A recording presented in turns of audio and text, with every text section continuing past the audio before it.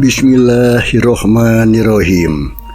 Wargi-wargi Mang Dedi baraya-baraya Ki Sunda di mana bae ayana utamina pisan ka bara-baraya Ki Sunda demi karesep kena ieu carita garapan Sim Kuring dina judul carita Talaga Getih karangan Amburos teh nya. Ayeuna dina baris diteratas ku Mang Dedi dina bagian anu ka 18.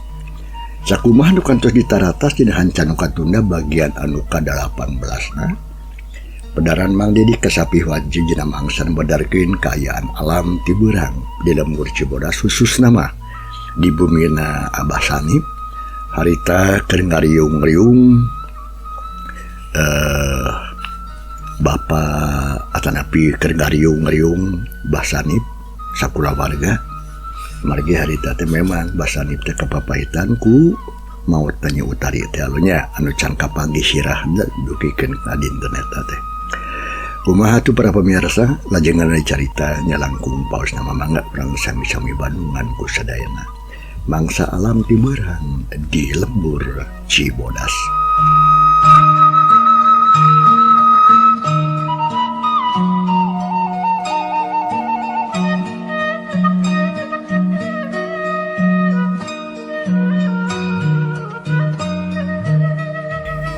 Kasugri para wargi sakumaha nu kantos di Bandungan yen layona Nyi Utari geus kapanggih ngan hanyakal sirah na can kapanggih ngan awakna we wungkul.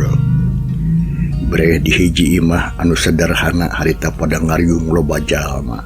Horeng si mana horeng eta teh imahna Abah Sanip. Malah di jero teh geus aya Bapa Lebe Pak Ici jeung Bapak RT. Malah Bapa Lebe keur mamatahan we ka Abah Sanip. Pokna kieu ke bangka hade Mbah Sanip nya.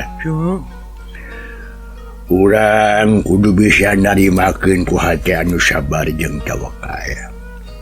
Ikhlas jeung kudu tumamprakan nyubaha kawasa.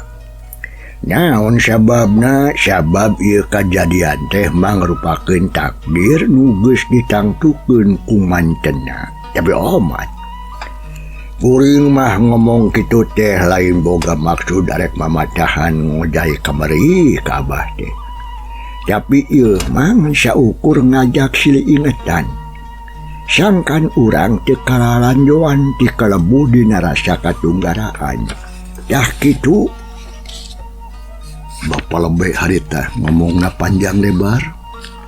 Tur daria pisan sarta mere pepeling ka Abah Sanip. Sangkan jiwana kuat sabar jeung ikhlas dina mangsa keur menang cocoba. Ngadenge kitu pok deui atuh harita si Abah Sanip. Nuhun pisan. Pak Lebe. Naon rupin pi wajangan. Sim Kuring katampi pisan kalayan kabingahan. Insyaallah Sim Kuring oge ikhlas. Alhamdulillah kitu bae. Ari nu saterusnya rek kumaha ieu teh. Sabab ayeuna mah geus jelas-jelas lamun tuang putranya Nyi Utari teh geus tilar dunya. Leres. Nya kumaha atuh lamun dina peuting ke urang ngadoa we babarengan di dieu yeuh. Maksudna mah pikeun ngadoakeun arwahna sangkan ditampi iman sareng Islamna amin. Sarta dihampura sagalani dosa perdosaanna jeung kasalahan sedenya ku Allah Subhanahu wa taala. Mangga Pak Lebe, abdi masun bade ngiringan nanging Sim Kuring cisun rada bingung margi teu acan aya sasadiaan kanggo sagarupin ada pugu atuh keur kaweur kieu teh yeuh. Punten. Aya naon Jang Usman? Taslah tak ada bingung-bingung. Dasarnya oge tangtos atuh ngalartoseun kana kaayaan Abah. Tong janten buah emutan bah. Itu ulah ngemutan itu sareng ieu nama lah da anu penting nama urang teh ngadoana. Ari perkawis anu sanes-sanes nama lah keun urang gotong royong atuh sadayana ieu. Ceuk Jang Usman harita teh milu nimrung. Ngadenge kitu pok Bapa Lebe harita cah geuning. Bener kitu Jang Usman euy.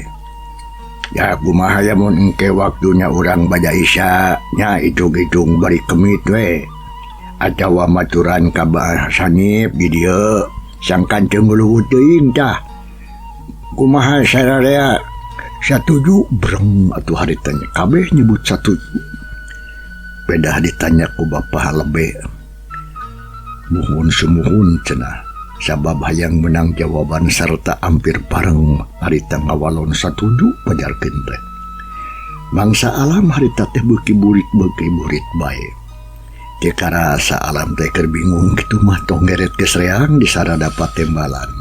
Malahan malam diukur ku waktu mah geus dincakna jam 5 sore harita. Sabot keur kitu koronyong atuh Jang Ahmad datang. Harita teh karek balik di rumah sakit sedangkeun Darma, Bapak RT jeung Pak Ici mah atuh dekat tempo sabab tadi teh cenah terus baralik heula ka imahna sawang-sawangan. Sabada datang ka imah Brek Ahmad teh atuh harita diuk di lawang panto. Malah ditaringakeun kudu sararea. Aya kagening Jang Ahmad. Kumaha urusan layon yu utari teh? Datang-datang teh Bapa Lebe langsung tumanya ngeunaan layon yu utari. Sok sanajan Jang Ahmad teh ngerasa capek sarta awakna ge karasa lungse, tapi teu buru-buru. Harita teu buru-buru ngawalon sabab geus ngarti lamun sakabeh anu area jadinya tangtu geus hayang geda-geda ngadenge kana bejana. Jang sok abage hayang nyaho kumaha tah si Nyai teh. Bah Sanip oge harita neuteup kasih cikal nyatana Jang Ahmad. Pok Jang Ahmad atuh harita. Janten kieu Bapak tadi teh saur pihak rumah sakit layon si Nyai teh bade diparios heula. Nu tangtosna rada lami saurna teh. Tak kumargi kitu abdi sadeana piwarang wangsul heula we. Tah enjing subuh abdi teh sareng ieu Kang Darma bade angkat deui ka ditu nganggo nguruskeun sagala rupina anu janten kapriyogianana. Sakanjanane mapageun layon utari. Nah, itu maksudnya teh kitu tah. Ceuk Jang Ahmad mereka terangan ka Bah Sanip sarta pada ngabandungan ku sarea anu aya. Ngeunaan layon utari anu karek isukan cenah bisa dibawa balikna. Jaku syukur atuh geus kitu pungguh kitu mah. Da tingali urang anu aya di dieu kudu nyadiakeun sagarupana. Datang tu isukan teh teu bakal loba gawe.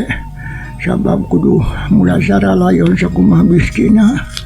Nya bener kitu pisan ieu. Pasanipnya adalah urusan itu mah bagian simkuring anu ngatur-ngaturna jeung na deui jaloba atur ieu atuh. Sada geus tangtu sari oge tuh bakal marantuan da geus biasa. Apa nih remut urang masuk gawe babarengan.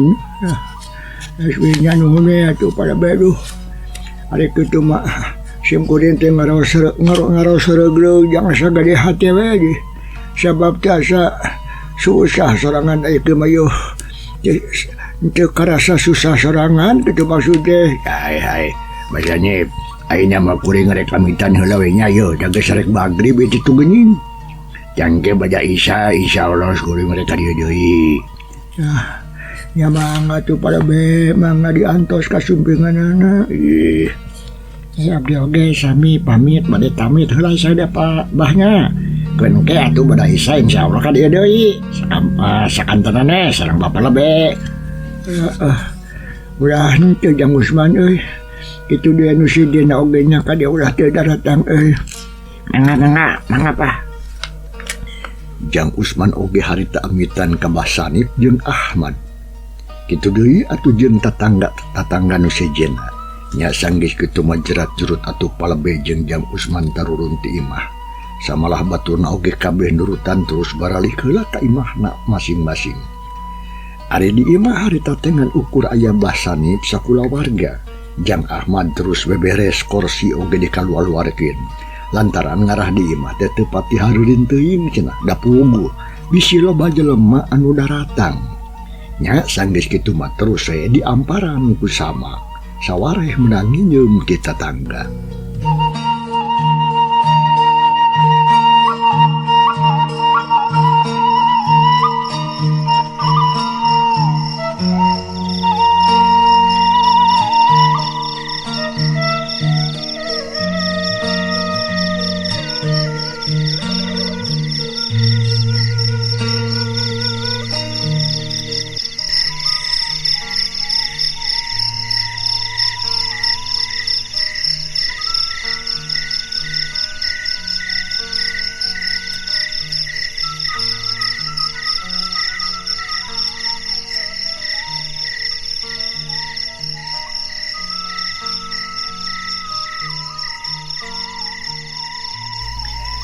Mangsa alam teu karasa nyaho-nyaho wanci peuting we. Sakumna anu geus babadamian tadi sore teh wanci bada isya oge bapala beges daratan deui ka imah Basani. Samalah bareng jeung Jang Usman dibaturan ku sabaraha urang jalma tatangga anu tadi. Kitu deui PRT Odang jeung Oman oge sarua harita daratan ka ibahna Basani.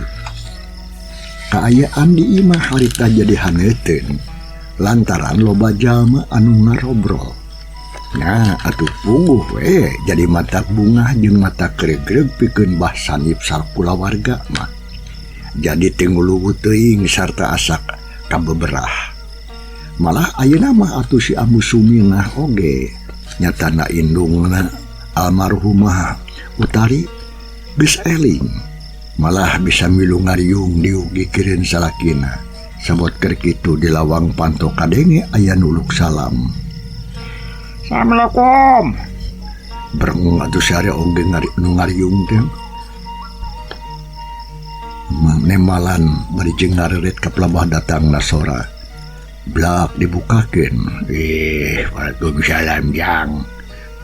Palabe di harita ngajawab salam kitu di anu sejen-sejena muni reang patembalan.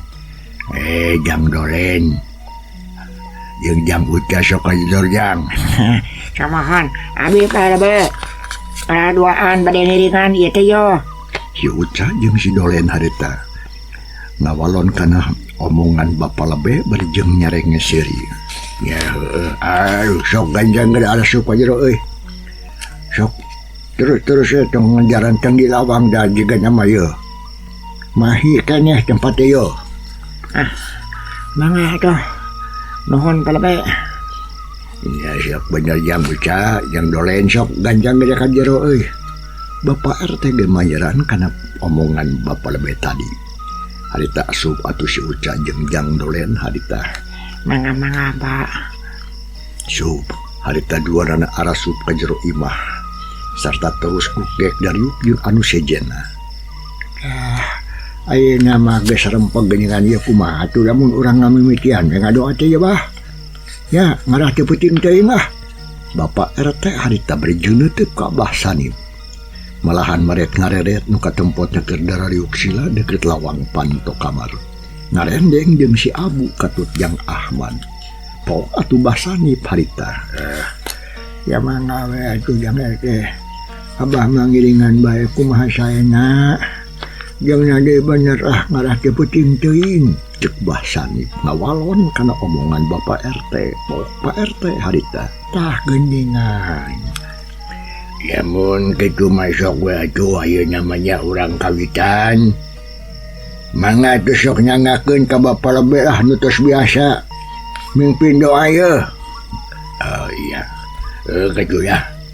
Sok ayeuna mah urang mimitian ye. Sumon mangga palabe. Nya sanggis kitu mah atuh bapalabe ngamimitian ngadoa. Malah diparengan ku sakur nu araya didinya sakabeh harus milu ngadoakeun ka arwah Nyi Utari. Sangkan menang pangampura ti Allah Subhanahu wa taala.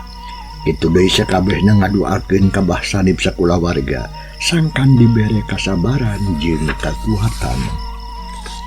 Panjangna alam peuting dina ieu carita geus teu kudu dicaturkeun deui bae. Lantaran naon eueuh kajadian penting anu kudu diguar. Kaayaan biasa-biasa we cara sasari. Ayeuna mah urang kocapkeun we wanci isukna we lah. Sabadana ngalaksanakeun salat subuh. Adina Nyi Utari alias Jang Ahmad geus disamper ku Jang Darma. Duanana harita bareng Indit naik mobil sedan bodas. Rek ngajugjug ka rumah sakit cenah. Ari maksudna mah deuk mapageun layonna Utari. Sadengkeun Bapak RT jeung bapalabe harita teh cuhci we mere parentah kanu sejena. Ari sawareh mah atuh aya anu arindit ka kuburan pikeun ngagali taneuh kuburan.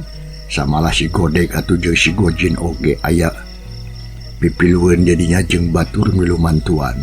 Ari nu sawareh deui mah atuh aya anu keur nyiarieun padung, aya oge anu keur niiran kembang jeung daun pandan. Sakabehna digarawe babarengan.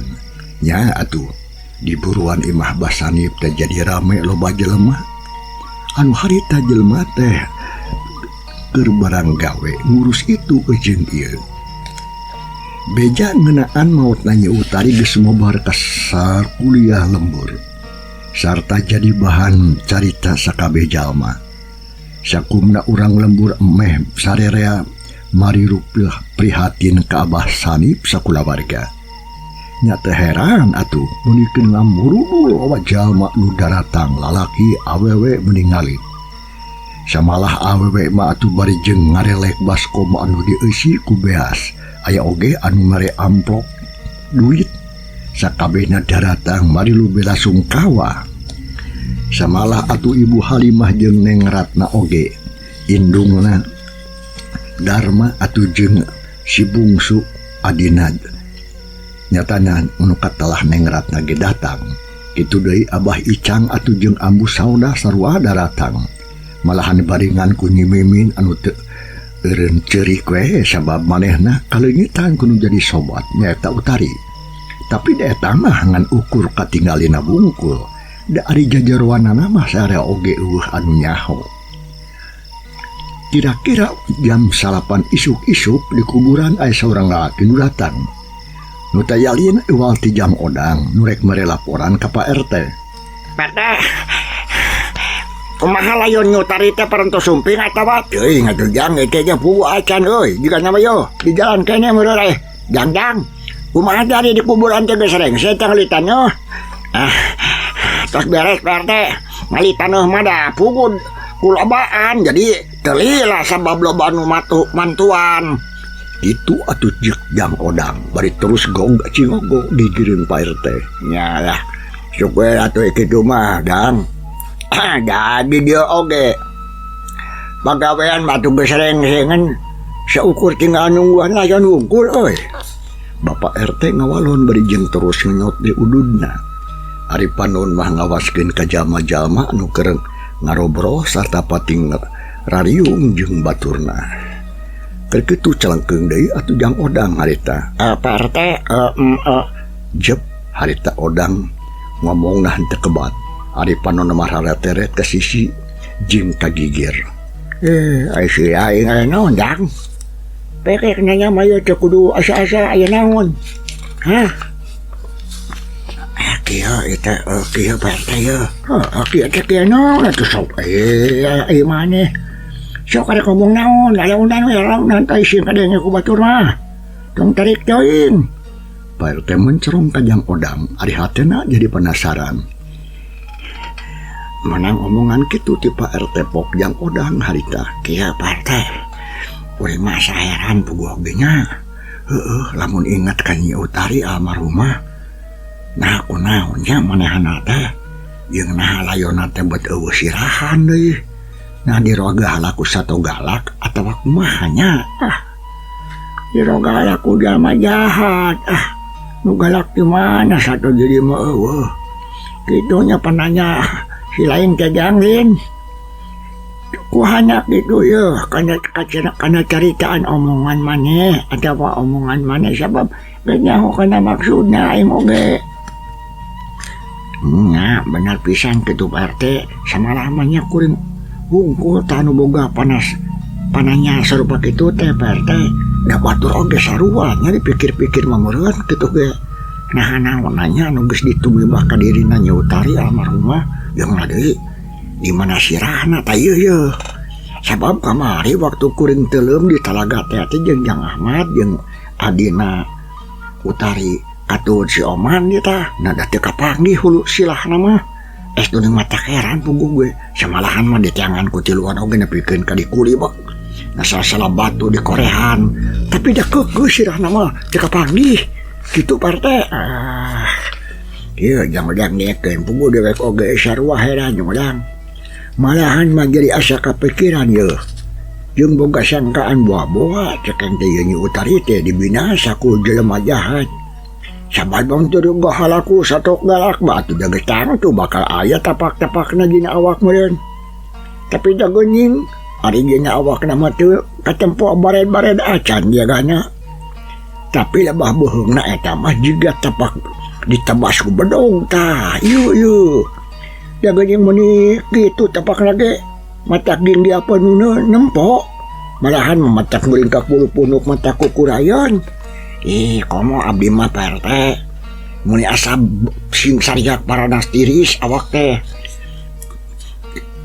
ketir jeung sieun samalah jadi asa katampo wae waktu keur mayang layona lamun teras ingat ka Kang Ahmad mah jeung ulah warga nama aduh kuring teh geus hayang ngabecir we lumpat nya da tuh mata sieun meureunna sakitu oge jang-jang sakitu mah jang-jang teh kaasup wanian meureun coba teh harita muji ka Jang Odang anu memang rada wanian ari kana kitu nama sahem parete buah-buah di lemur urang teh aya jelema jahatnya anu geus tegang binasa ka Nyi Utari ya duka teh deui ngatuh jang-jang kuring oge teu bisa nangtukeun euy naon sababna sabab dengan ukur sangkaan mah bisi matak nyalahan sabab teh lain masalah leutik-leutik ieu para nini kitu kan bala soal teh mah bagian polisi anu nalungtikna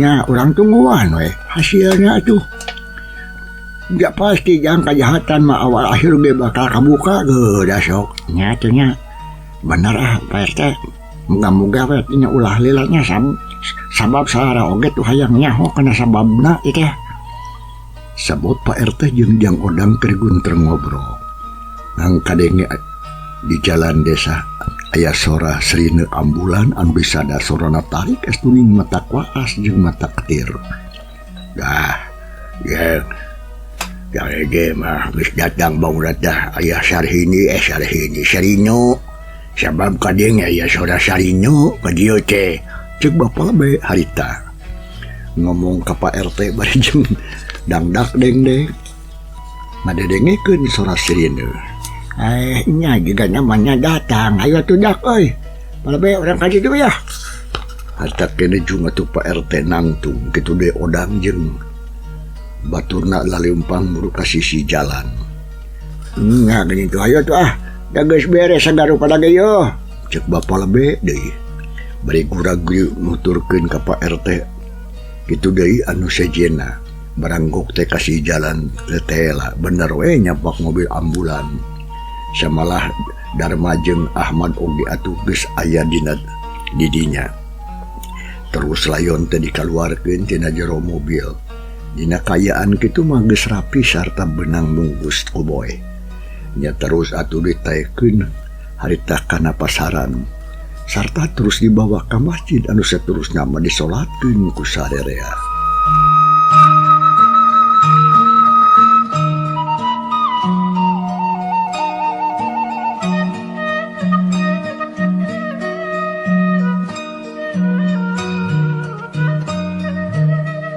dicokot ringkesna sanggeus rengse disolatkeun malahan masagaru panagis kawilang tarap tibra layon Utari teh geus aya dina jero pasaran teh pada ngagarotong ku opatan Jang Darma jeung Ahmad di hareup di tukang Usman jeung Mang Salim pasaran teh dirurub ku kain hajo disampayan ku samping kebat jeung kembang anu meunang niiran malahan mah pada mayungan terus atuh pada ngajajabkeun ka kuburan ku sarerea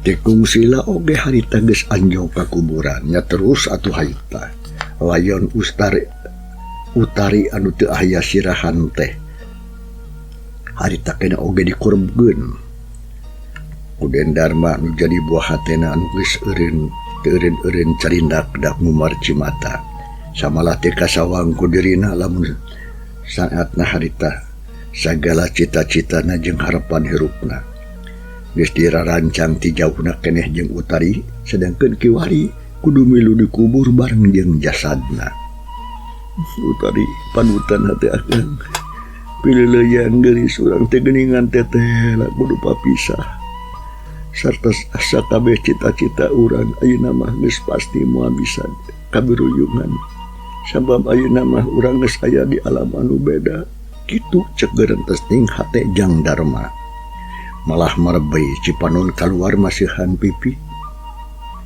hatena karasa nyeri jeung perih. Jika nama kasedihna moal bisa lipur setahun 2 tahun jika nate. Harita geus boga rasa hayang ngawangun rumah tangga, geus kita ti angalna. Sok sanajan jeung mojang mana bae oge moal aya sisilihanana, keukeuh hate ngait ka Utari. Pikeun deurina lamun parang kudu rumah tangga ngan ukur hayang jeung Utari we. Kitu nu aya dina pikiran Darma harita. Kaayaan anu sarupa kitu teh kasaksian pisan ku sarerea. Kitu deui ku Nyi Mimin anu harita keur nangtung gigireun ambu Suminah. Malahan mah terus atuh harita seleudeu ngadeuketan. Kang Darma,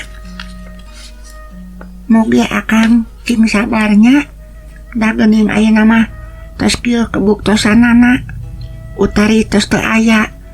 Sareng abdi oge ngartos kana sagala rupi paraosan akang anu tangtos ngaraos sedih. Cek Nyi Mimin bari jeung nangtung gigireun Darma. Nya Min, teu salah akang teh keur sedih teh. Samalah lain akang hungkul anu sedih teh margi Kang Ahmad sareng Ibu Ramana oge sami. Cek Darma ngawalon kana omongan Nyi Mimin. Tapi ari panon mah antang we melong kana kuburan Utari anu keur pada nyaeuran ku tanah beureum. Moal lila deui oge geus tareh rengse. Samohon Kang Darma, ku abdi oge kauninga sareng kasaksian pisan. Abah Sanip sareng ambu kitu deui Kang Ahmad sami-sami nuju sedih. Cek Nyi Mimin ngomong deui ka Darma. Bari jeung leuteuk sedengkeun Darma mah jongjon we teu pati malire ka Nyi Mimin. Teu kung selila layon Utari teh atuh geus rengse dikurebkeunana. Ayeuna mangan ukur katempo jadi gunukan taneuh beureum. Atuh Darma harita ngawurkeun kembang di luhureunana. Muni ka ambu seungit sarta ka ambu munikeun ka maleber. Reet kana padung mereh katempo aya tulisan Utari binti Sanip. Lanyap atuh hate Darma ngalanyap. Asa pating saresep jeung pating sareblak. Sirahna karasa lieur. Nangtungna oge asa kelalanjung. Awak karasa lungse sarta taya tangan pangawasa. Sanggeus sagarupana rengse nya atuh nu saterusna mah sakabehna jalma harita anu geus ngajajabkeun teh baralih ka imahna sewang-sewangan. Basanip jeung Ahmad jeung si Ambu Suminah oge geus madulang kitu deui. Jang Darma geus balik. Samalah Mang Dedi ge atuh nangtung dina kursi mangsa cekap waktu cukup. Can para pambiarsa ye carita urang tunda heula. Kumaha atuh lajenganana insyaallah Mang Dedi baris maluruh bagian anu ka-20 na. Hatur nuhun loh kumarupi perhatosanana wilujeng kantun kasadayana. Wassalamualaikum warahmatullahi wabarakatuh.